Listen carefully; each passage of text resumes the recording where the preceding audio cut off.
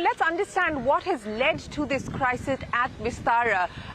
Why have pilots chosen to go on sick leave en masse? How many pilots have actually come to the management raising concerns over compensation? Let's break this down. How much of this is compensation related? How much of it is related to scheduling and rostering issues? What is at the heart of this current crisis?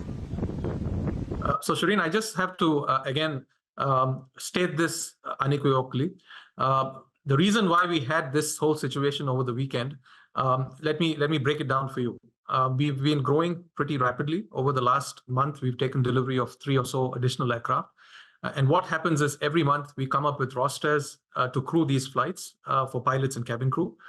We did have a roster for the month of March as well, but unfortunately it was quite stretched, which basically meant that we did not have enough buffer or enough resilience in the network. And what also happened was through the month of March, we had a few operational disruptions. For example, we had bird strikes, we had some aircraft down for maintenance, and we also had some ATC delays. Now, when such things happen, it affects the rosters of the pilots, and the rosters get broken up. And since we did not have enough buffer or standby, we were not able to crew the flights fast enough.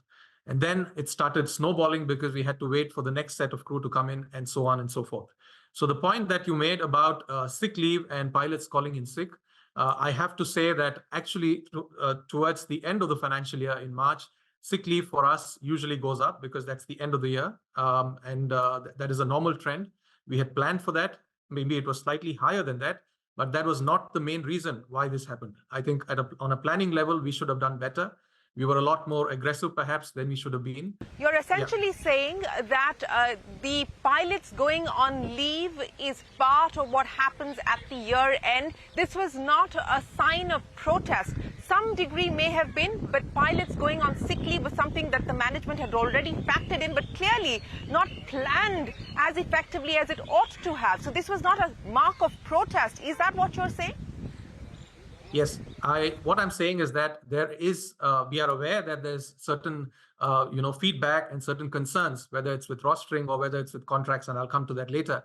But I think fundamentally for us, we should have planned better, and my team takes responsibility for this.